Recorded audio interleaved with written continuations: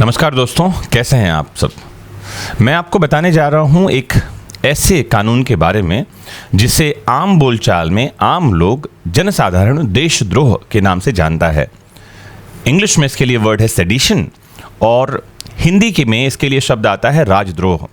हाल ही में ऐसा हुआ कि चीफ जस्टिस रमन्ना साहब की बेंच ने एक मामले की सुनवाई करते हुए कड़ी टिप्पणी करते हुए केंद्र सरकार को ये कहा कि महात्मा गांधी के खिलाफ जिस कानून का उपयोग किया गया था आप उसे ख़त्म क्यों नहीं करते हैं। सुप्रीम कोर्ट पूछ रहा था 124A के बारे में। 124A भारतीय दंड संहिता का एक कानून है जिसे सेडिशन लॉ या राजद्रोहात्मक कानून कहा जाता है। ये सेडिशन क्या है, इसका इतिहास तो बहुत ही पुराना है। आज मैं इसके इतिहास, वर्तमान, भूत सबके बारे में बात करना चाह रहा हूँ। इस सेडिशन और उससे संबंधित कानून इतना पुराना है कि सुकरात पर भी सेडिशन के चार्ज थे राजद्रोह के, जिसके लिए उनको जहर का प्याला दिया गया था। या हम बात करते हैं जीसस क्राइस्ट की, तो उनको क्रूसीफाई किया गया, उनके ऊपर भी राजद्रोह यानी सेडिशन के ही चार्जेस थे, उसका ही आरोप था। अब आप ये मत समझ लेना कि भारतीय दंड संहिता के अंतर्गत जो सेडिशन के चार्ज थे उससे उनको सज़ा मिली। ना ना ना, ऐसा नहीं कह रहा हूँ मैं।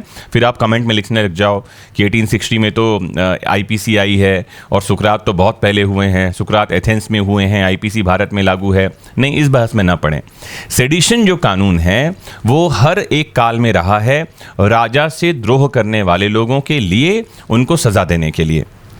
भारतीय दंड संहिता में जब हम 124A की बात करते हैं तो इसमें लाइफ इम्प्रिजनमेंट तक के प्रोविज़न है, आजीवन कारावास तक की सज़ा हो सकती है। क्या है सेडिशन बताऊं मैं, क्या ये देशद्रोह है? मैं पहले भी इस पर एक बार बात कर चुका हूं, ये देशद्रोह नहीं होता।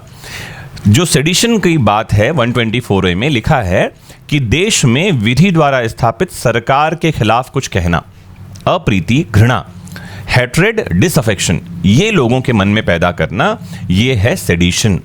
तो इसमें देश के खिलाफ वाली बात नहीं है, इसमें सरकार के खिलाफ वाली बात है। और ये बात बार बार उठती रही है कि लोकतंत्र में, डेमोक्रेसी में सरकार के खिलाफ बोलने का अधिकार तो होना चाहिए। ये बात और है कि देश के खिलाफ बोलने का अधिकार शायद नहीं होना चाहिए। अगर आप राष्ट्रवादी हैं तो ऐसा सोच सकते हैं। तो इस लॉ को बदलकर देशद्रोह से संबंधित बातें लानी चाहिए। देश के खिलाफ कुछ करना, देश के खिलाफ कुछ बोलना वाली बातें शायद आ जानी चाहिए। अब इस कानून को चले जाना चाहिए 124A को। तो सुप्रीम कोर्ट ने आईपीसी की धारा 124A के दुरुपयोग और इस पर कार्यपालिका की जवाबदेही न होने पर चिंता जताते हुए केंद्र सरकार को फटकार लगाई और कहा कि क्या आज़ादी के 75 साल बाद भी इस कानून की ज़रूरत है। कोर्ट ने कहा कि इस कानून को लेकर सवाल तो उठाए जा रहे हैं और यह कानून अंग्रेजों के समय का है। वे स्वतंत्रता आंदोलन दबाने के लिए इसका प्रयोग करते थे। उन्होंने महात्मा गांधी को चुप कराने के लिए इसका उपयोग किया। आज़ादी के इतने साल बाद भी इसकी क्या ज़रूरत है। सरकार ने बहुत से पुराने कानून रद्द किए हैं, लेकिन इस पर ध्यान क्यों नहीं दिया। इसका बहुत दुरुपयोग हो रहा है। ये कानून लोगों और संस्थाओं के लिए खतरा है। कोर्ट ने राजद्रोह कानून पर विचार करने का मन बनाते हुए केंद्र सरकार को नोटिस भी जारी कर दिया। हालांकि जवाब देने के लिए कोई अंतिम तिथि, अंतिम डेट नहीं दिया है। राजद्रोह कानून के दुरुपयोग पर चिंता जताते हुए तीखी टिप्पणियां चीफ जस्टिस NV रमन्ना की अध्यक्षता वाली 3 सदस्यीय बेंच ने की। इससे ठीक थोड़े समय पहले चलते हैं तो सुप्रीम कोर्ट ने 2 टीवी चैनलों के खिलाफ राजद्रोह के आरोप में आंध्र प्रदेश पुलिस को दंडात्मक कार्यवाही करने से रोकते हुए कहा था कि राजद्रोह से संबंधित आईपीसी की धारा 124A को व्याख्या की जरूरत है। कोर्ट ने यह भी कहा था कि इस धारा के इस्तेमाल से प्रेस की स्वतंत्रता पर पड़ने वाले असर के मद्देनजर इसकी व्याख्या की जरूरत मालूम पड़ती है। आंध्र प्रदेश पुलिस ने उस समय 2 तेलुगु न्यूज़ चैनलों TV5 और ABN चैनल के खिलाफ 14 मई को राजद्रोह का मुकदमा दायर किया था। इन चैनलों पर आरोप था कि उन पर प्रसारित कार्यक्रमों के दौरान लोकसभा सांसद रघुराम कृष्णम राजू ने राज्य सरकार और मुख्यमंत्री YS जगनमोहन रेड्डी की आलोचना की थी। FIR में राजू को पहले TV5 और ABN को क्रमशः दूसरे और तीसरे आरोपी के रूप में नामित किया गया।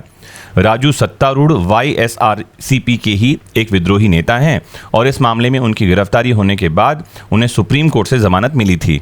इससे पहले सुप्रीम कोर्ट ने पत्रकार विनोद दुआ के खिलाफ हिमाचल प्रदेश के शिमला में दर्ज देशद्रोह के मामले को खारिज किया था। दुआ के खिलाफ हिमाचल प्रदेश के एक स्थानीय भाजपा नेता ने उनके यूट्यूब शो को लेकर मामला दर्ज कराया था और उनके यूट्यूब वीडियो को लेकर ये बात उठी थी। तो राजद्रोह का जो अपराध है, आपकी जानकारी के लिए बता दूं, एक गैर जमानती अपराध है और इसमें 3 साल से लेकर आजीवन कारावास तक की सजा का प्रावधान है। एक मैं आपको केस बताऊं, 1962 का केदारनाथ सिंह बनाम बिहार राज्य का मामला है, जिसमें सुप्रीम कोर्ट ने आईपीसी की धारा 124A के बारे में कहा था कि इस प्रावधान का इस्तेमाल अव्यवस्था पैदा करने की मंशा या प्रवृत्ति या कानून और व्यवस्था की गड़बड़ी या हिंसा के लिए उकसाने वाले कार्यों तक सीमित होना चाहिए।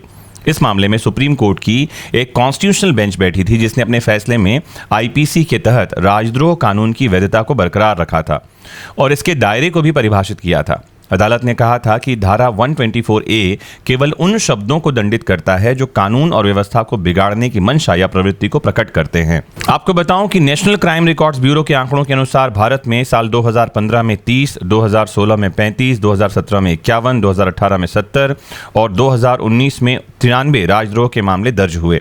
2019 में देश में 293 राजद्रोह के मामले दर्ज हुए हैं और 96 लोगों को गिरफ्तार किया गया है। इन 96 लोगों में से 76 आरोपियों के खिलाफ चार्जशीट भी दायर कर दी गई है, लेकिन 29 को बरी किया गया। इन सभी आरोपियों में से केवल 2 को अदालत ने दोषी पाया। 2018 में जिन 56 लोगों को राजद्रोह के आरोप में गिरफ्तार किया गया, उनमें से 46 लोगों के खिलाफ चार्जशीट दायर हुई और उनमें से भी केवल 2 लोगों को ही अदालत ने दोषी माना था। तो प्रश्न उठता है कि क्या राजद्रोह के कानून को खत्म कर दिया जाना चाहिए? तो आपको बताऊं, जुलाई 2019 में राज्यसभा में एक प्रश्न के जवाब में गृह मंत्रालय ने कहा था कि देशद्रोह के अपराध से निपटने वाले आईपीसी के तहत प्रावधान को खत्म करने का कोई प्रस्ताव हम नहीं दे रहे हैं। साथ ही सरकार ने कहा कि राष्ट्र विरोधी, अलगाववादी और आतंकवादी तत्वों का प्रभावी ढंग से मुकाबला करने के लिए ये प्रावधान आवश्यक है और इसे बनाए रखने की आवश्यकता है। तो प्रश्न अब ये उठता है कि क्या इस धारा को खत्म कर दिया जाना चाहिए? चीफ जस्टिस एनवी रमन्ना की इस कड़ी टिप्पणी के बाद तो ऐसा मालूम पड़ रहा है कि हाँ, इस धारा को खत्म कर दिया जाना चाहिए।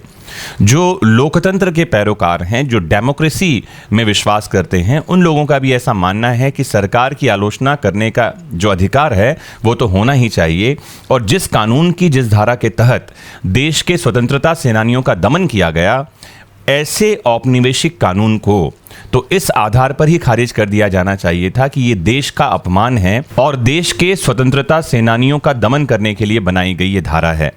मुझे उम्मीद है कि आपको आज ठीक ठीक समझ में आ गया होगा कि 124A क्या है और सुप्रीम कोर्ट ने क्यों इस पर कड़ी टिप्पणी की है। आप क्या सोचते हैं? आपका विचार क्या है? इस कानून को बने रहना चाहिए या विदा हो जाना चाहिए? कमेंट बॉक्स में ज़रूर हमें लिख करके बताएं। मोस्ट इंपॉर्टेंटली जुड़े रहें आपके अपने फेवरेट प्लेटफॉर्म वैदिक शिक्षा से। समझते रहें देश दुनिया के कानून को और सुप्रीम कोर्ट के लेटेस्ट जजमेंट्स को। Have a nice time.